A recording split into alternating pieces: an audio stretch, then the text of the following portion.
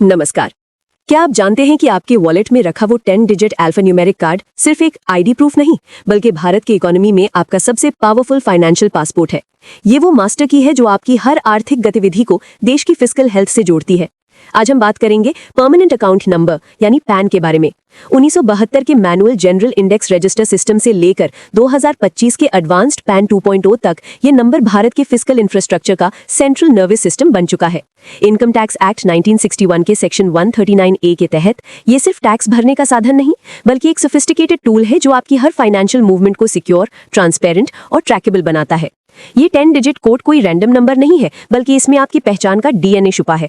इसके पहले 3 characters AAA से ZZZ तक एक सीरीज है, लेकिन ध्यान दीजिए चौथे कैरेक्टर पर। अगर वहां P लिखा है तो वो इंडिविजुअल यानी व्यक्ति के लिए है, C कंपनी के लिए और H हिंदू अनडिवाइडेड फैमिली के लिए। 5वां अक्षर आपके सरनेम है लास्ट नेम का पहला लेटर होता है, जो सिस्टम को फ्रॉड से बचाता है और आपकी आइडेंटिटी को वेरीफाई करता है। सरकार ने रूल 114B के तहत एक पावरफुल सर्वेलेंस ग्रिड तैयार किया है। जब आप 10 लाख से ऊपर की इमूवेबल प्रॉपर्टी खरीदते हैं, कोई भी 4 व्हीलर गाड़ी लेते हैं या बैंक में एक दिन में 50,000 से ज्यादा कैश डिपॉजिट करते हैं, तो पैन कोड करना अनिवार्य है। ये एक डिजिटल ऑडिट ट्रेल बनाता है जो इनकम टैक्स डिपार्टमेंट को ये समझने में मदद करता है कि आपकी स्पेंडिंग आपकी डिक्लेयर्ड इनकम से मेल खाती है या नहीं। इस इकोसिस्टम में सबसे बड़ा बदलाव आया है सेक्शन 139AA के तहत पैन और आधार के मैंडेटरी लिंकेज से। अगर आपने निर्धारित समय तक ये लिंक नहीं किया तो आपका पैन इनऑपरेटिव हो सकता है। इसके परिणाम गंभीर है। रूल 114AAA के मुताबिक न सिर्फ आपके टैक्स रिफंड्स और उन पर मिलने वाला ब्याज रुक जाएगा, बल्कि सेक्शन 206AA के तहत आपकी इनकम पर सीधे 20% या उससे ज्यादा का हायर टीडीएस पड़ सकता है। हालांकि राहत की बात यह है कि सर्कुलर नंबर 09/2025 के तहत करदाताओं को कंप्लायंस ठीक करने के लिए कुछ विशेष अपॉर्चुनिटीज दी गई हैं ताकि वो पेनल्टी से बच सके। अब हम पैन 2.0 के नए युग में प्रवेश कर रहे हैं। कैबिनेट ने 1435 करोड़ रुपए के इस मैसिव डिजिटल ओवरहॉल को मंजूरी दे दी है।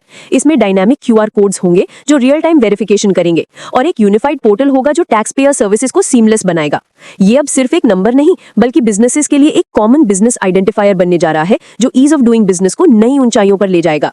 इसलिए याद रखें, एक ऑपरेटिव और अपडेटेड पैन होना सिर्फ कानूनी मजबूरी नहीं, बल्कि डिजिटल इंडिया में आपकी आर्थिक आजादी, क्रेडिबिलिटी और सफलता की चाबी है।